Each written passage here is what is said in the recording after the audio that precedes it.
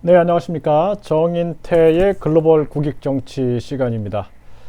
네, 그 판사 80여 명이 줄사표를 냈다.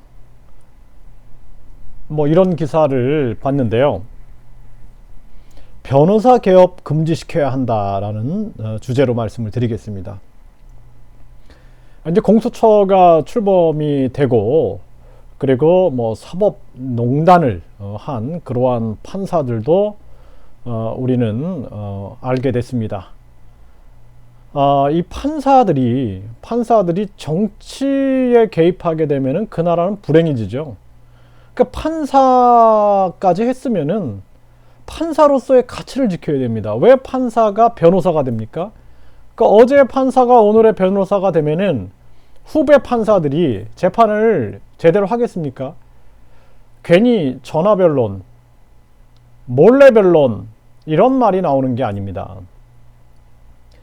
판사는 변호사 하게 하면 안 됩니다. 그래서 법을 바꿔서 판사는 판사만 하게. 네, 우리가 뭐 예를 들어서 회계사가 있으면 회계사는 회계사잖아요. 그렇죠? 회계사가 변리사 하고 싶으면은 변리사 자격증을 따야 되는 거 아닙니까? 그렇죠? 그런데 지금 현행 제도는 변호사 자격증을 딴 자들이 다시 또 판사가 되고, 또 검사가 돼서 판사, 변호사, 검사의 삼권 분립이 안 되고 있는 상황인 거예요. 그러면서 공수처 같은 경우에는 헌법 소원을 했죠. 이 삼권 분립 위반이다. 사실적으로 판사는 어때요? 삼권 분립이 안 되고 있잖아요. 판사, 변호사, 검사가 같은 로스쿨을 나와서 변호사 자격을 취득하고, 그 다음에 누구는 판사가 되고 누구는 검사가 되고 있죠. 네, 이거 자체가 삼권 분립의 위반이 되고 있는 것입니다. 그래서 판사는 판사만 해야지, 판사가 다시 변호사가 돼가지고 재판에 영향을 미친다? 안 되는 거죠. 그렇죠?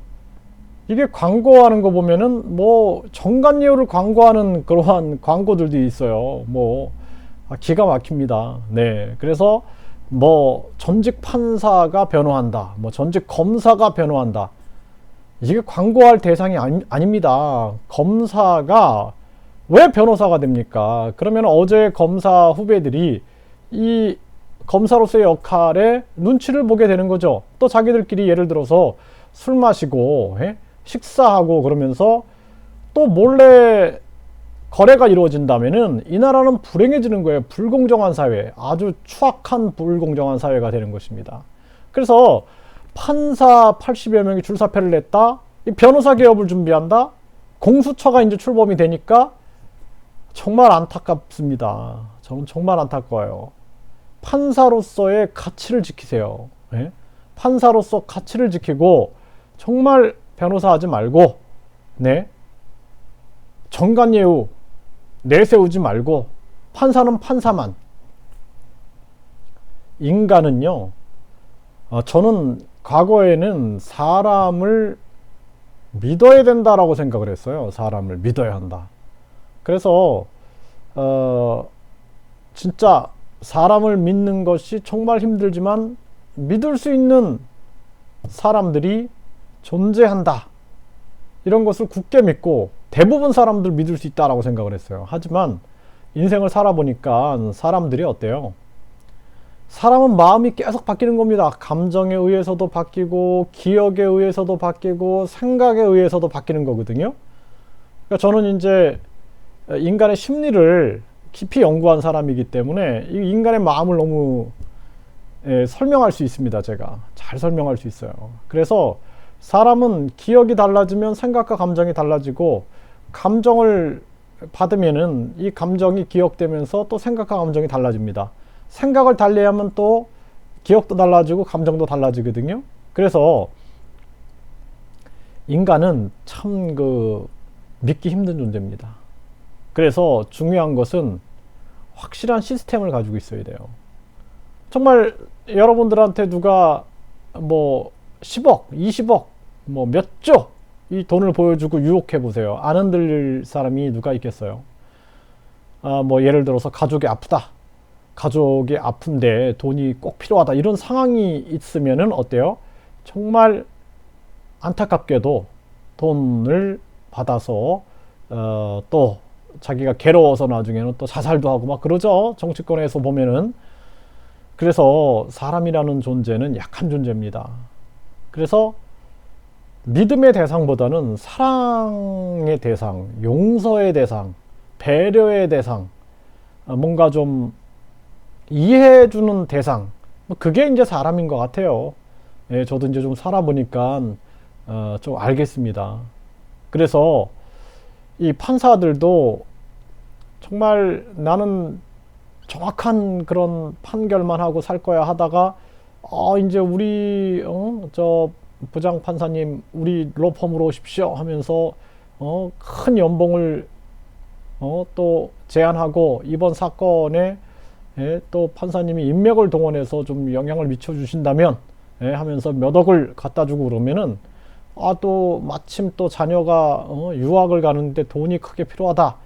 그러면은 흔들릴 수 있는 거예요. 그러면은 반대편에서는 진실이 덮여지는 겁니다. 그 진실이 없는 세상인가 하면서 괴로워하는 그러한 사람이 생기게 되는 거죠. 그래서 판사가 변호사 개업을 금지시키는 시스템을 만들고 검사가 변호사 개업을 금지시키는 시스템을 만들고 판사고시, 검사고시, 변호사고시, 판사시험, 변호사시험, 검사시험을 분리하고 판사는 판사만, 검사는 검사만, 변호사는 변호사만 해야 되는 것입니다.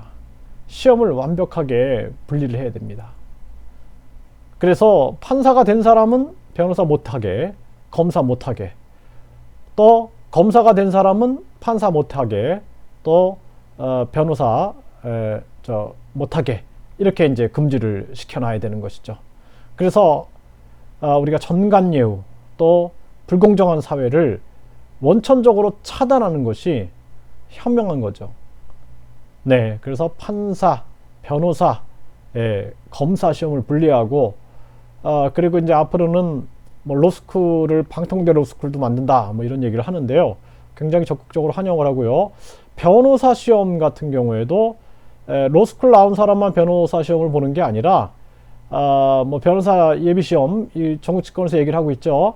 예비시험에 합격한 사람들이 변호사 시험에 응시할 수 있게끔 그러면 이제 하나의 사법고시의 부활 같은 모습이 나타나는 거죠. 그리고 또 뭐 변호사 예비시험 또는 사법고시 그냥 순수하게 사법고시를 그러니까 변호사고시, 판사고시, 검사고시죠. 그러니까 변호사 될 사람은 변호사만 해야 돼요. 검사가 될 사람은 검사만 하고 판사가 될 사람은 판사만 해야 됩니다.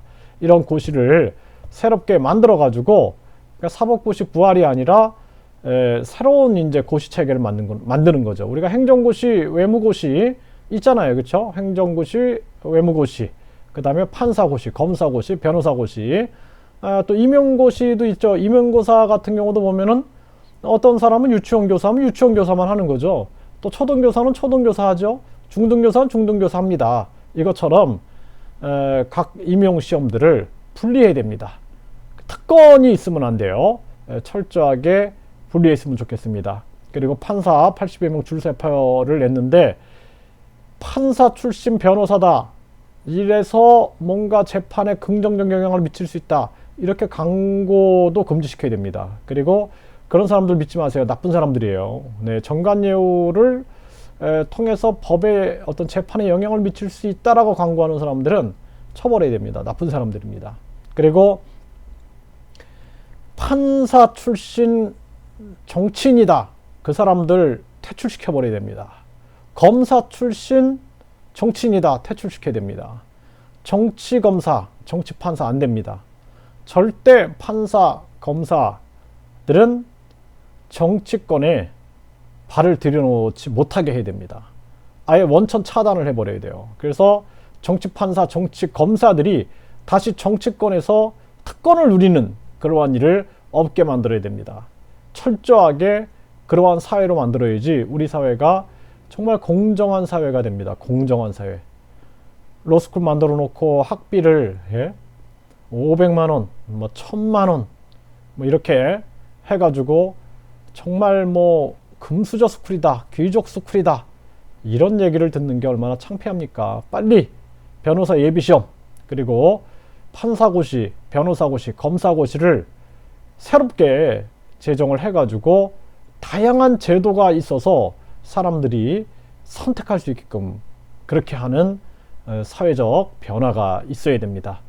꼭 그러한 사회가 되길 간절히 바랍니다. 감사합니다.